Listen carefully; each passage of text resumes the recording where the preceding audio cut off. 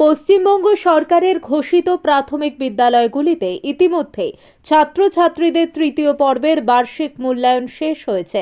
বার্ষিক পরীক্ষা হয়ে যাওয়ার পর স্বাভাবিকভাবেই বিদ্যালয়ে না আসার প্রবণতা লক্ষ্য করা যায় পড়ুয়াদের মধ্যে, যে কারণে বছরের শেষ ভাগে মূল্যায়ন শেষ হওয়ার পর থেকে ফল প্রকাশ হওয়া পর্যন্ত দীর্ঘ একটা সময় অধিকাংশ ছাত্রছাত্রী বিদ্যালয়ের প্রাঙ্গণে উপস্থিত না থাকার কারণে পঠন পাঠনের ক্ষেত্রে তাদের অনেকটাই পিছিয়ে পড়ার সম্ভাবনা থেকে যায়। মূলত সেই কারণে বার্ষিক মূল্যায়ন শেষ হয়ে গেলেও ছাত্রছাত্রীদের স্কুলমুখী করে তুলতে তাদের মধ্যে বিজ্ঞান ও গণিত সম্পর্কে উচ্চমানের ধারণা তৈরি করতে এক অভিনব উদ্যোগ নিলেন নদিয়ার মায়াপুর বামুনপুকুর পূর্ব মোল্লাপাড়া প্রাথমিক বিদ্যালয়ের শিক্ষকরা। শিক্ষকদের উদ্যোগে শুক্রবার পূর্ব মোল্লাপাড়া প্রাথমিক বিদ্যালয় প্রাঙ্গণে এক অভিনব বিজ্ঞান ও গণিত সম্পর্কিত এক প্রদর্শনীর আয়োজন করা হয়। বিদ্যালয়ের শিক্ষক, অভিভাবক থেকে শুরু করে ছাত্রছাত্রীরা এই প্রদর্শনীতে অংশগ্রহণ করেন। উপস্থিত ছিলেন প্রাথমিক শিক্ষা দপ্তর নবদ্বীপ ব্লকের অন্যতম আধিকারিক ASIF দিলীপ মণ্ডল। সম্পূর্ণ অনুষ্ঠানটি পরিচালনা করেন সংশ্লিষ্ট বিদ্যালয়ের প্রধান শিক্ষক হিরণ শেখ।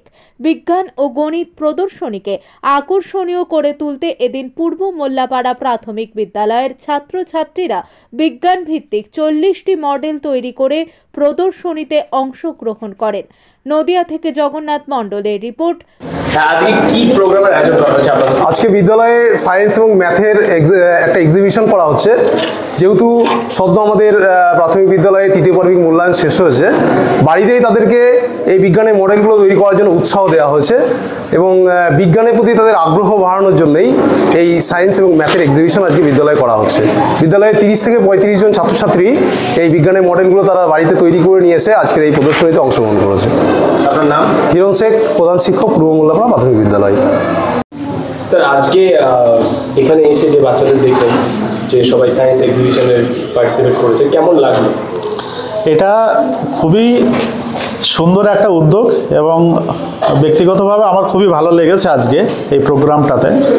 এটা একটা প্রাথমিক বিদ্যালয়ে শিক্ষার্থীদের পক্ষে অভিনব উদ্যোগ এবং এই উদ্যোগটা আমাদের মনে হয় একটা ধারাবাহিকতা রাখা দরকার। আগামী দিনেও যাতে শিক্ষার্থীরা এই ধরনের বিজ্ঞান নিয়ে যে চিন্তাভাবনা তাদের প্রদর্শনীর মাধ্যম দিয়ে এটা যাতে আগামী দিনে আরও ভালোভাবে করতে পারে এবং খুব অল্প বয়স থেকেই মানে আমাদের প্রাথমিক বিদ্যালয়ের শিশুদের পক্ষে এই যে চিন্তাভাবনা এবং আগামী দিনে ওরা বেড়ে ওঠার সাথে সাথে যত বেশি হায়ার স্টাডিজের জন্য এগোবে, মানে উপরে ক্লাসগুলোতে যাবে, মাধ্যমিক বিদ্যালয়, কলেজ, তখন এই বিজ্ঞান মনস্ক যে চিন্তাভাবনাটা ওদের হাত দিয়েই যাতে আগামী দিনে আরও নতুন নতুন আবিষ্কারের পথ চলে আসে এবং বেরিয়ে আসে, সেটা আমাদের আগামী দিনে সভ্যতা বা সমাজের পক্ষে খুবই ভালো একটা গ্রহণযোগ্য পদক্ষেপ হবে।